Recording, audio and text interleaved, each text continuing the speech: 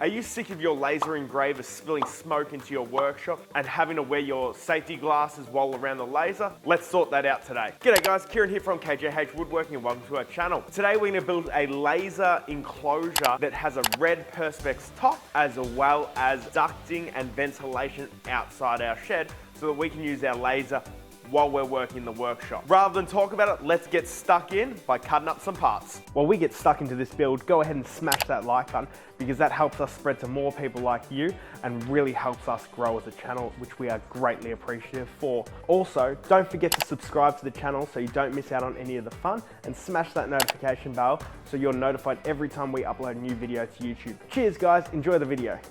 Okay, so we've got all of our parts cut. I have quickly given it a sand. I've just given it an 80 grit sand just to knock off any of the burrs. And now we have to go ahead and cut out 3 holes. So we've got one for the vent, one for the extraction, and then one for the perspex.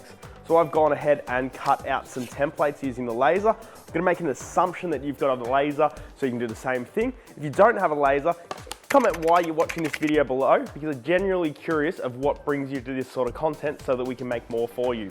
Imagine this is the front. We're gonna have the vent as low as possible and then the extraction point as high as possible. So we're gonna put an inline fan that's gonna draw air in from the bottom front corner and then out the top of the back corner, extracting all of that smoke with it. We're just going to take the templates that we whipped up on the laser, trace them out, allowing us to jigsaw out the bulk of the waste. That'll allow us to come back with a flush trim bit in our router and give that a route out. So it turns out my camera went flat while I was doing the top. So I'm just going to run you through what we did. We cut out the hole using a jigsaw. Then we took a round over to the top edge. What do you prefer, round over or chamfer? Comment in the comments below, love to know. And then what we've done is now we've set up the back because we're gonna rebake in the thickness of our perspex. So to do that, all I've done is double-sided tape some blocks on there that line up with the edges of the perspex, and I've hung everyone long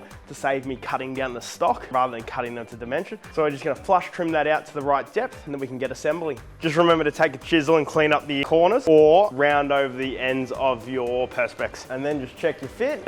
It's like I planned that. Assembly time. Okay, real lapse in judgment here. Yes, I should be wearing hearing protection and glasses, but I'm not. Come on, get stuck into me. I know it's coming, but back on topic. We're gonna assemble with a simple glue and brad nails, then back it up with some screws, just countersunk through the face, nothing fancy. This is a functional over aesthetic sort of project. Now our lid is going to be a nice and simple solution. It is just gonna be a couple of butt hinges that have been pre-drilled, screwed in place, just to allow easy access to the laser when needed. Okay, now for the fun part, drilling the hole through the vents. I've jumped up into my mezzanine where I've got access to my subfloor. All I'm going to do is cut a hole the size of, I think it's 150 mil exhaust vent. Now on the outside, I'm going to go ahead and put a one-way vent. So basically, when the air is pushing through, it'll open. When there's no airflow, it'll remain closed, so we won't get backflow of air or bugs or that sort of thing. Logically, I would have filmed me doing that, but I missed that unfortunately. But we did go ahead and put an inline exhaust fan that will actually suck all those fumes and smoke from the laser outside, so it keeps it out of the shed and keeps the air in the shed nice and clean. Now the last thing to do is get all of the hardware mounted. We're going to mount our fitting to couple onto the fan that we just installed, a grill, and then the perspex. Then we'll get stuck into using this bad boy. We're just using the ruler to keep the vent up off the bottom edge. And then we're just gonna pre-drill screw, nothing fancy. We're gonna do the exact same thing with the coupling. That is a 3D printed part that we designed and printed ourselves to suit the ducting. Now to install the perspex, all we are using is a screw with a washer. The washer will hang over the perspex. Now let's drop this bad boy in place. All it's going to do is slot straight over the laser. We've got that notch for the cables. Then we can connect up the ducting that we installed earlier and bang, we are job done. Let's give this a whirl. Okay, so now that that is all assembled and ducted out, let's give it a whirl and see what the improvement is.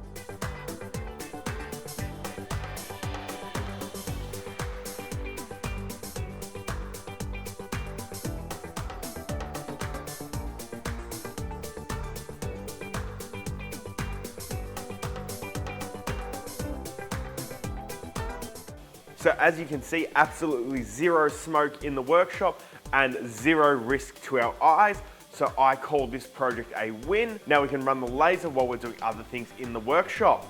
If you've liked this video, smash that like button, as that helps us spread to more people like you and helps our channel grow, which is greatly appreciated. If you like content like this, consider subscribing to the channel, as we would love to have you as part of the KJH Woodworking family.